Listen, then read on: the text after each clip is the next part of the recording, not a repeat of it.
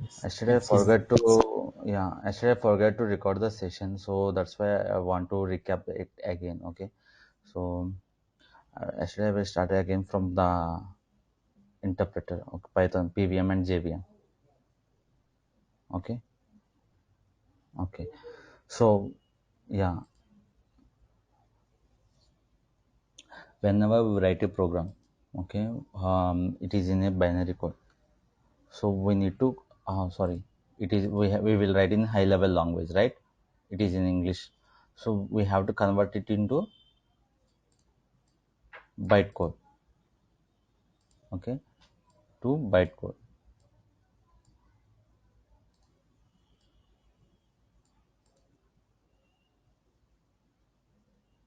So this process it was done by PVM. So in Java, JVM will take care of that, and in Python, PVM will take care of that. Okay? So JVM is nothing but Java Virtual Machine. Okay, and PVM is Python Virtual Machine.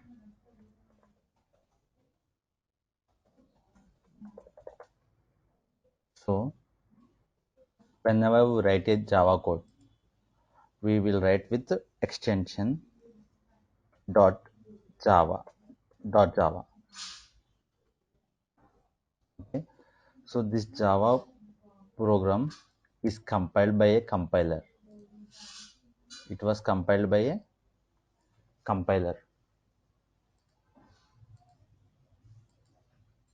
Compiler will compile this code and convert into dot class file. Okay. After getting these dot class files, class loader subsystem will load the class loader subsystem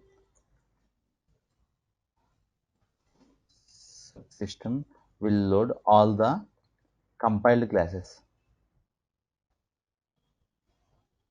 Okay. It will load all the compiled dot class files.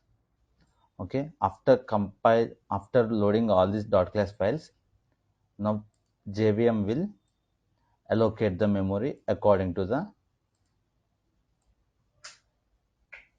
So we have a memory area here in JVM memory area. So in this memory area we have different types of memories.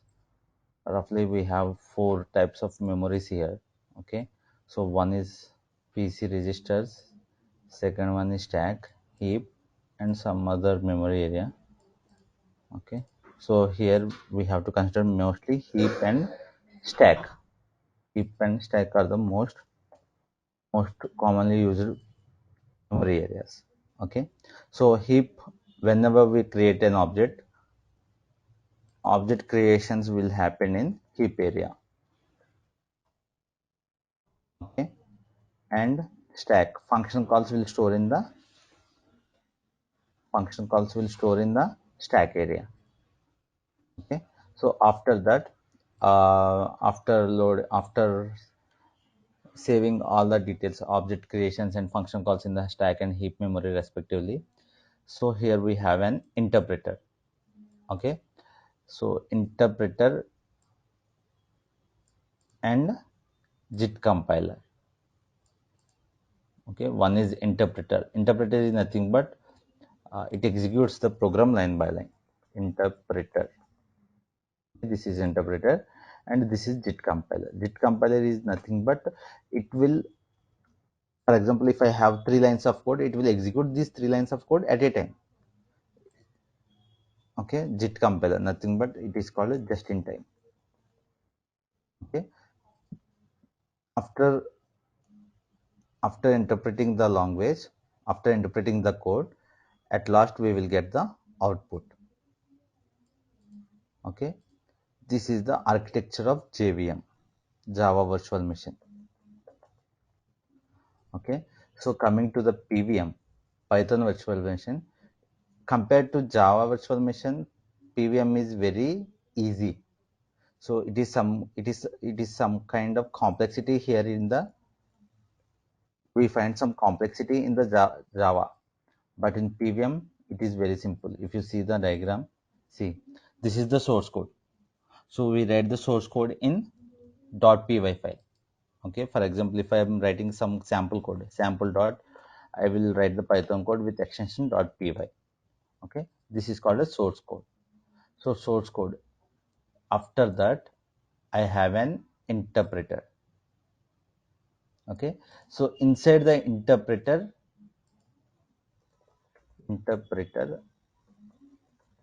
inside the interpreter, I have a compiler. Okay, this compiler compiles and bytecode, and this bytecode will be used by the virtual machine. Okay, at last we will get the output. This is the PVM. Okay, it is simple. It is very simple than JVM. Okay, so there is a interview question here. They will ask whether the whether the Java Python programs are compiled programs or not. So actually, the thing is, here the compilation will takes place, but the compiler will present inside the interpreter. So we cannot able to see those .pyc files. Here, how we have .class files, in the same way we have the compiled files .pyc.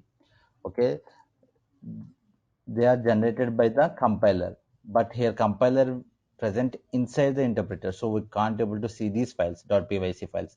If you want to see these .pyc files, we need to run the program in a different way. I will show you the way how we can run the .pyc file. To see the .pyc file, we have to run the program in different way. Okay, so this is the difference between JVM and PVM. Okay, so in Java programs we can easily see the .class files. Okay, whenever we are compiling the program, it will create .class files in some particular folder. Okay, if you open the project like if you open the project like this in Java, here we can find a folder with class files. Okay, in that class files folder we can able to see the .class files. All the .class files are present in that folder. But coming to Python virtual machine, here we don't find any .class files. Okay, all the .class files are internally, they were created and they were destroyed internally after completion of the program. Okay, so this is about PVM. Okay, next. So we have identifiers. So in Python, everything is called an identifier. For example, if you want to write a class name, okay, class name is an identifier. If you want to write a function, function name is an identifier. For example, I am writing class is a sample. Okay, so here sample is an identifier. Okay, and if I want to write it function, def some my function, this is the function name. So here function is an identifier. My function, if this function name is an identifier. Okay, and if I want to write some other variable, any variable names, etc. All these are called identifiers. A name in Python program is called identifier. Okay, to write this identifiers, we need to follow some rules. Okay, actually these rules are the identifier name starts with alphabet, either uppercase or lowercase, and should not start with digits and symbols, but it can start with underscore. Underscore is allowed. It can be treated as private variable. So in Java, actually, if you want to design any function, we have to design we have to um, define the function as public void, public static void, and the function name. So in this way we need to declare. Okay, if it is a public function, my function. Okay, in this way we can define it in Java. If it is a private function, then we need to define private static void some other, my this is another function, other function, other function. Okay, in this way we can define the functions. If it is a public, we can define with public keyword. If it is a private function, we need to define it as a private. But coming to Python, here we have to define as a normal function. Okay, so if it is a private function, then we need to define it underscore. Using underscore, we need to define that function. If you want to make that function as a private, we need to define it by using underscore. Okay, so in this way we can define the functions. Coming to reserved keywords, so these are the 33 reserved keywords which are present in the Python. Total 33 keywords. So I will discuss all these keywords, about all these keywords. Okay, so coming to data types, we have total 5 fundamental data types. Okay, total how many? 5 fundamental data types. So if you want to remember easily, so remember these fundamental data types in this order.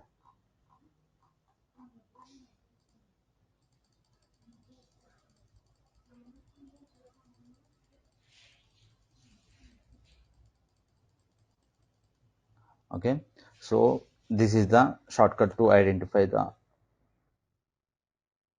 CBS, if CBS. So if CBS, if you remember like this, you can easily got the names. Okay, if I for int, okay, F for float, C for complex, and B for boolean, S for string. Total how many? These are the 5 fundamental data types. Okay, so what actually in Python we need not to define any data type. Okay, so according to the memory in runtime, means dynamically it will allocate the data type. So if I say a equals to 10, first of all what it will do, when we execute this line, okay, so when we execute this line, actually in heap memory objects were created, right? So the main thing you need to remember is in Python, okay, in Python everything is an object. Okay, I will discuss about what is meant by object and what is meant by class, everything. Okay, so in Python, remember this point, in Python everything is an object.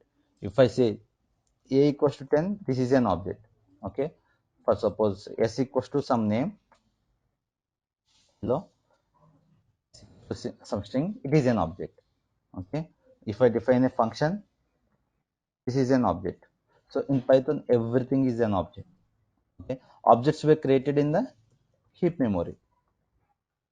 Okay, function calls will store in the stack memory. Okay, so heap memory. So if I say a equals to 10, so first PVM will check whether the 10 is available in the heap memory or not. So unnecessarily it won't create any object. Okay, first of all it will check whether the 10 is available in the heap memory or not. So if it is already present, okay, if it is not present, then it will create an object with value 10, okay, and assign a variable. Okay, this is the reference variable pointing to the object 10. Okay, a equals to 10. If I execute this according to the memory, so according to the memory of that value, it will assign the data type. If you say type of a, print the type of a, it will give the integer value int data type. Okay, in the same way, if you want to define a float, how you will define? F equals to 10.20. Okay, if you type print type of f, it is a float data type. Okay, in the similar way, complex 1 plus dj. Okay, what is the type of c here? It is complex. In the same way, boolean, for boolean b equals to true.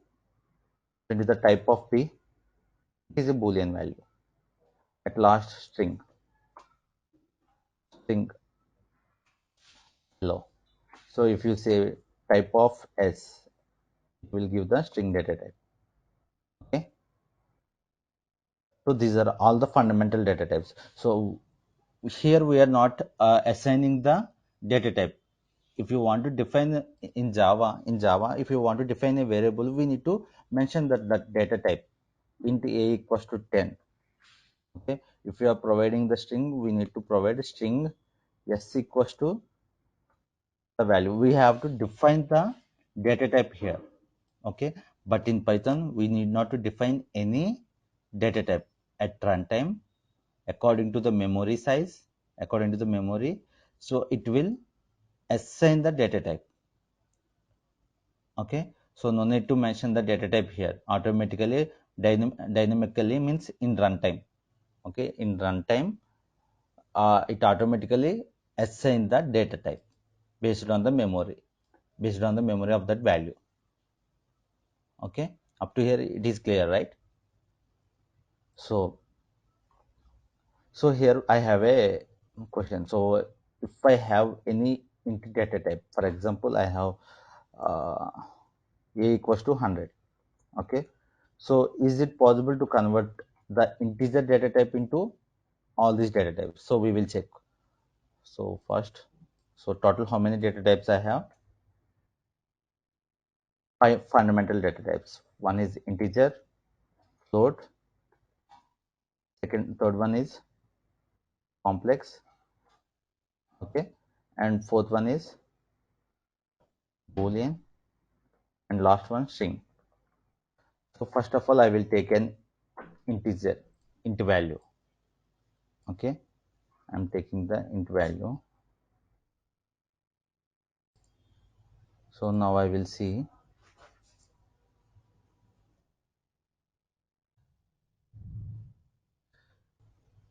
So is it possible to convert the integer value to integer? Let's see. So I am trying to convert integer value to int. Okay, now print type of a. Yes, it is possible. We can convert. Okay, next, is it possible to convert the integer value to float? See, simply float of a. Okay, now print the type of a.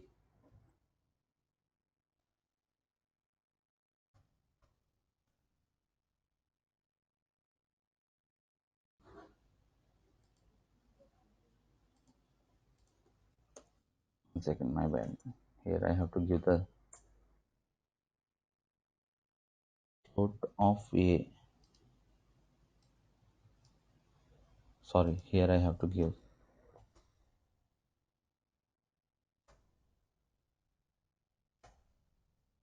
Yes, so it is possible.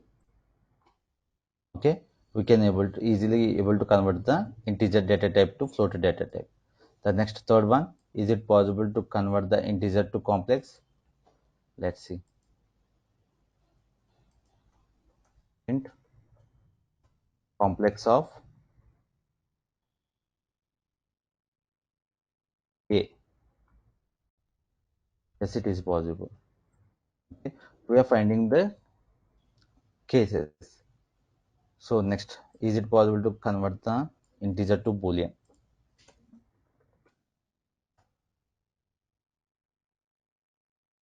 Boolean of a. So it is possible.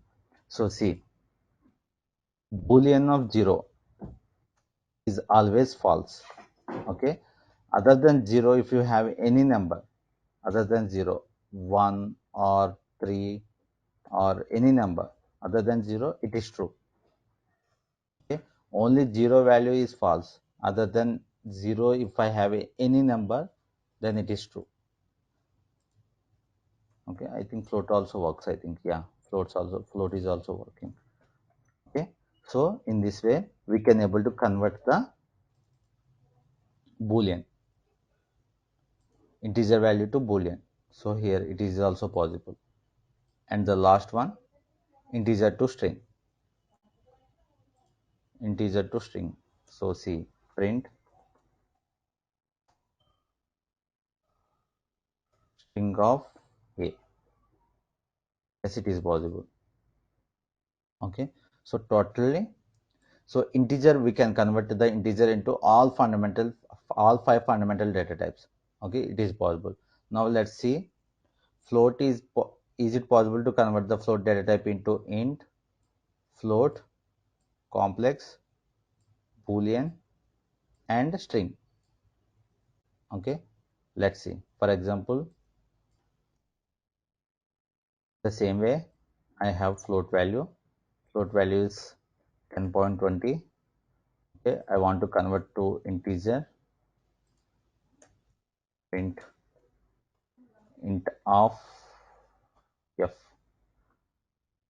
So I just want to replace a with f. Okay, so directly we can use the shortcut. Okay, replace with f. Okay, also it is okay. So now let's see. Yes, see, I'm trying to convert the float into integer. It is possible, right? Float to float, it is possible. No need to see. And float to complex, yes, it is possible. Float to boolean, it is possible. And float to string. So here also it is possible, converting the float data type into all five fundamental data types.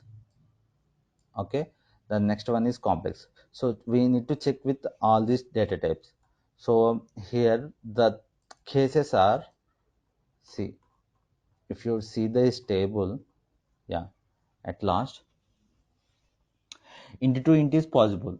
Yes, okay, and for all the remaining data types it is possible. And if you take a float value, float to int is possible, float to float is possible. With all five fundamental data types, it is possible. But coming to the complex, okay, now let's see complex. C equals to some 3 plus 2j. I have a complex number. Now I am trying to convert these into fundamental data types. So first I'm commenting these multiple lines. Okay, so in Java, sorry, in Python, to comment the lines we will use the hash. Okay,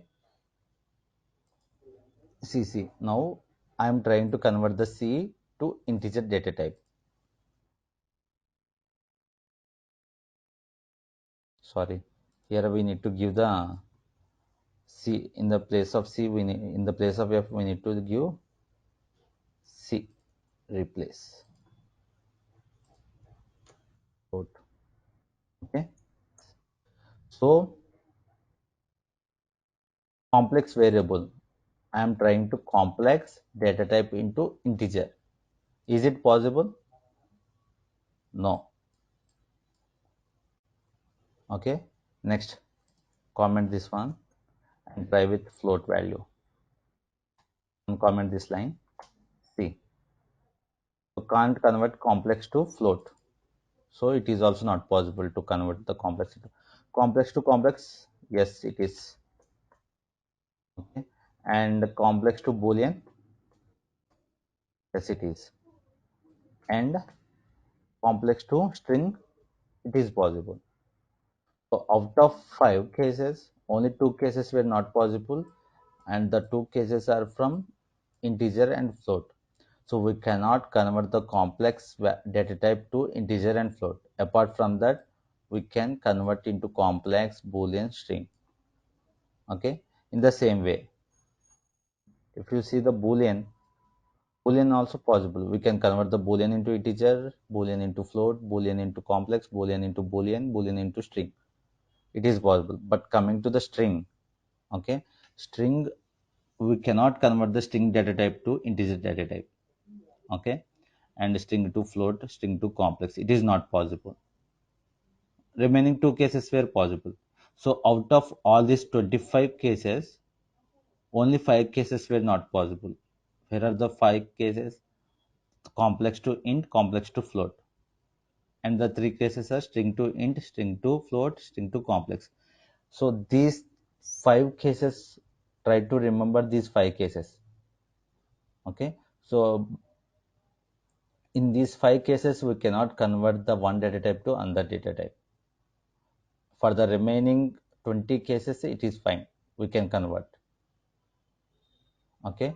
So this is about the fundamental data types. Okay. So now we will see how a value will be stored in a heap memory. Okay. For example, a equals to, if I say a equals to 10, so what the PVM will do, Python virtual machine, first of all, it will check whether the 10 value is present in the heap memory or not. So if it is not present, it will create an object and assign a variable to that, and the variable pointing to that object, and here it will give some address location. Okay, some address location it will give, because whenever if I try to access any other object, we have to go to that address location and fetch that data. Okay, for example, if I say a equals to hand 10. Okay, so to get the address of that particular object, okay, id is a default function which is used to get the address of the object. Address is nothing but in some memory, in memory area where it is saved, where it is created in that particular location. Okay, so this is the address of that object. Okay, so everyone will have the address, right? In the same way, for every object there will be a memory address. Okay, for object 10, this is the memory, this is the address. Okay, so next, if I say b equals to 20. Okay, so Python virtual machine, what it will do, it will find out whether the 20 is present or not. Okay, if it is not present, then it will create an object, okay, with value 20 and assign a variable b. Okay, and the b pointing to this object. Okay, so let's see in this here, b equals to 20.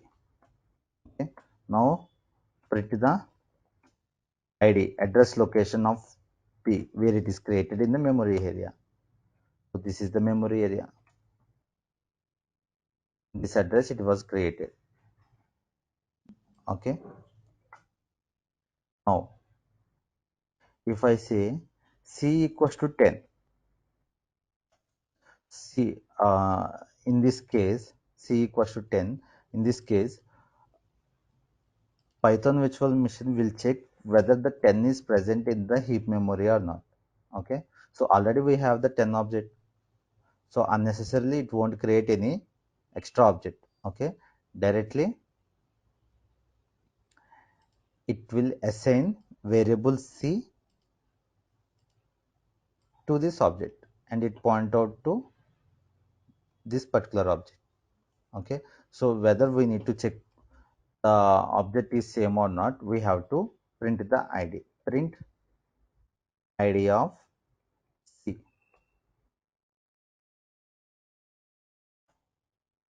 See, both ids are same,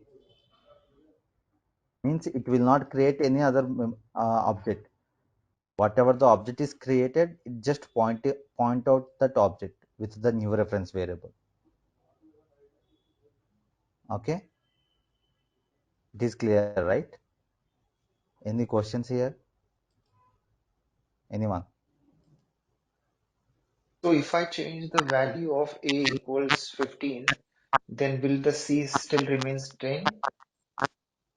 Sorry, a equals to 15. Yeah. Yeah, so if you say a equals to 15,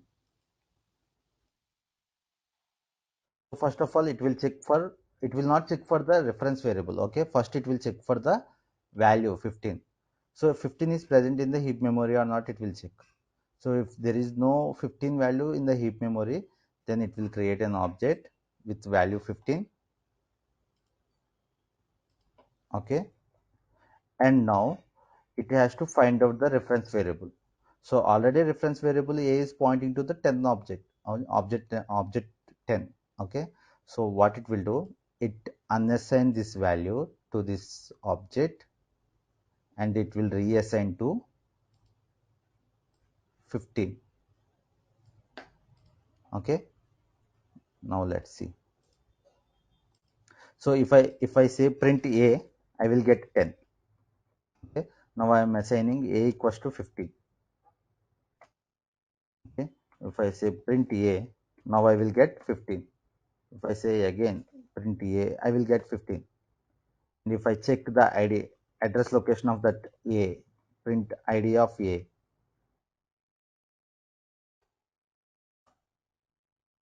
see, this is this different and this is the different, sorry, this is the different. Okay, got it. Okay, so it is creating another object. The address location is, this is the address location.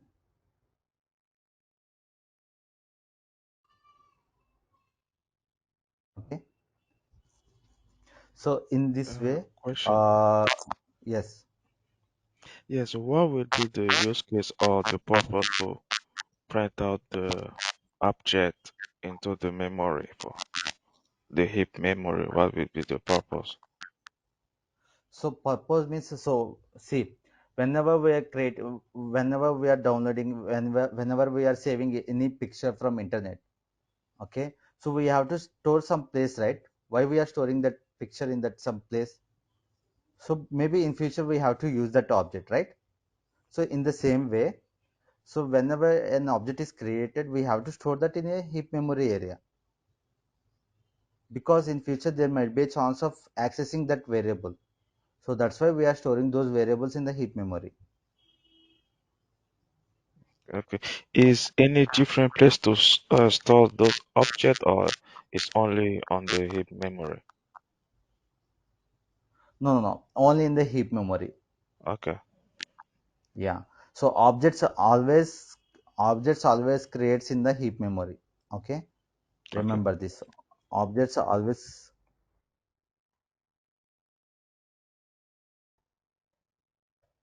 created in the heap memory. But coming to the function calls will store in the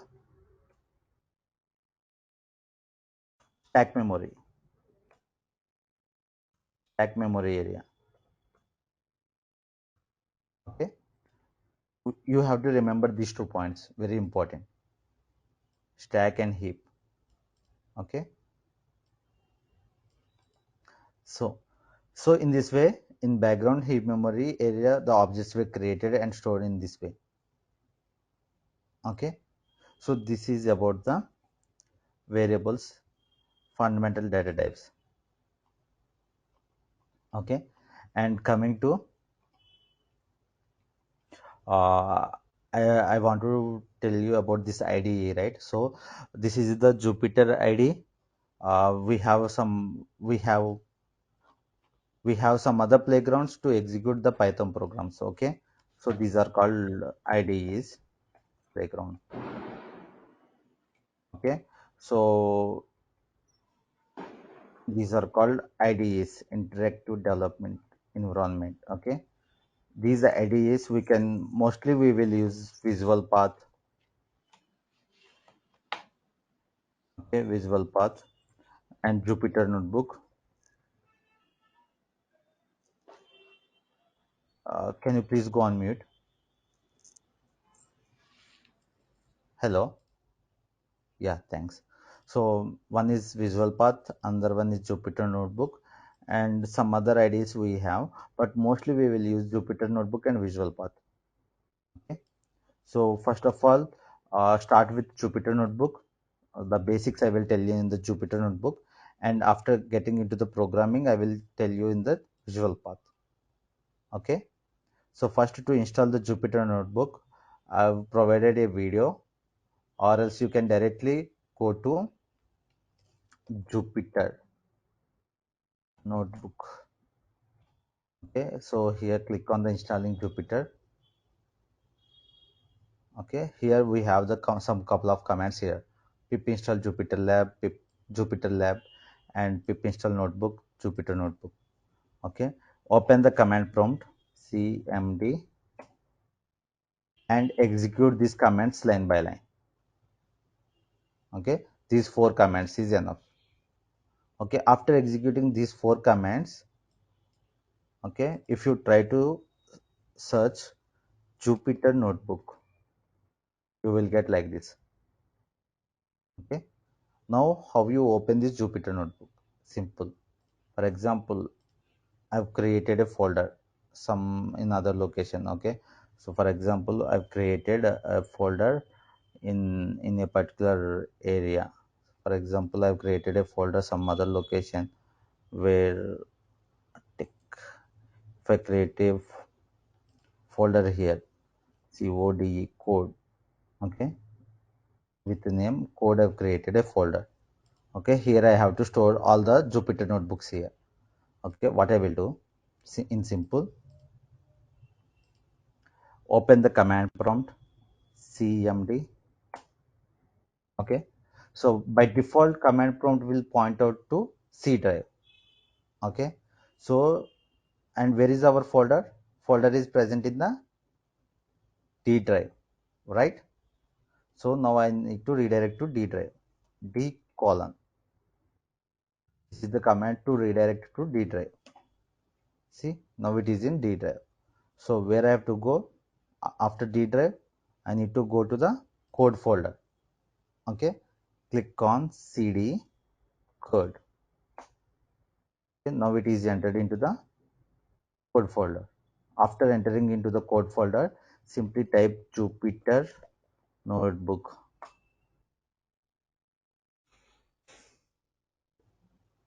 Okay, if you simply type Jupyter notebook, it will take some time and it will open the Jupyter notebook in the Chrome. Okay, okay. Meanwhile, I will explain the how it works. So open the Jupyter notebook after creating the Jupyter notebook here. Okay, so create a Jupyter notebook here. Right click on new tab, Python. Python, select the Python 3 option. So it will create a new Jupyter notebook. Okay, here we need to edit the name. So now I am practicing Python introduction. Okay, introduction. Okay, Python introduction.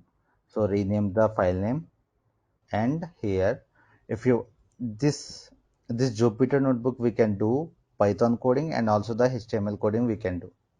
So sorry, markdown language, not markup language, markdown language, not HTML. Okay, so for example, if I want to execute in HTML, we have the h1 tags, right? h1 h1 tag, h2 tag, heading tags, h3. We have all these tags up to I think h5 tags are available. Okay, in the same way, these tags are available in the Jupyter notebook also. So to print h1, simple hash and heading one. Okay, after writing this heading one with hash, change the mode here. Change the mode to markdown and click shift enter heading one. So if you want the heading to, simple heading two with two hashes you need to give. Okay, again change the mode, markdown, shift enter. Next, heading 3. Okay, enter. So in this way we can give up to h5. H5 means 5 hashes we need to give. Heading 5. Change the mode, markdown. This is the heading 5. Okay, or else if you want to configure any YouTube video. Okay, for example, I want to configure any YouTube video. For example, I don't know how to if I go to decorators concept. Okay, so I have some doubt. So tomorrow if I want to refer any decorators concept video, okay, just select that video. Okay, copy the path and paste it here. Okay, and change the mode here to markdown, shift enter. Okay, so if you is in future, if you want to if you want to revise the topic, if you click on this link, it directly redirects to Python YouTube. Okay, so in simple way we can use this Jupyter notebook as a markdown language. Or else if you don't want to show the URL, in simple we can use pair brackets and a round brackets. So here we need to mention decorators concept. Okay, and you need to provide the path here and change the mode to markdown. Shift enter. You click on this anchor tag, it will redirect to YouTube. Okay, in this way we can configure the YouTube videos, any video, not only YouTube, any other videos. Or else if you want to display a picture here, okay, for example I want to display a picture. So for that I will use from ipython dot so from ipython dot display import image. Okay, here I will, in image function I will give it the path. So where is the image I have? For example, I have an image at a particular location. For example, yeah, this is an image. Okay, I have that image in this particular location. What I will do, I will just copy that path and paste it here, and I will open the image. Okay, so this is for markdown language. If I want to execute any Python program, just to use for in range, if I want to execute the Python program 0 to 5 print. Okay, so you need not to change the mode directly. You have to put it in the code mode. Okay, and click on shift enter. You will get the output. In this way we can do the markdown language and Python program execution simultaneously in one notebook. Okay, so here this plus is to add the cells, and this scissor is to remove the to delete the cells. Okay, and this is to save, or else you can convert this Jupyter notebook into PDF. Okay, so lot of options you have. You can just go through around all these options and you will get some idea. Okay, this is about the Jupyter IDE.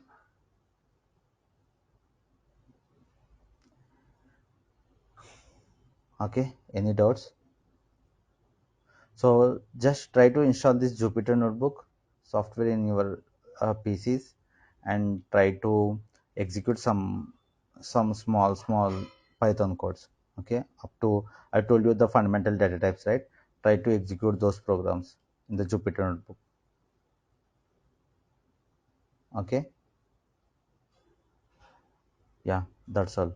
So tomorrow we will continue about the introduction part.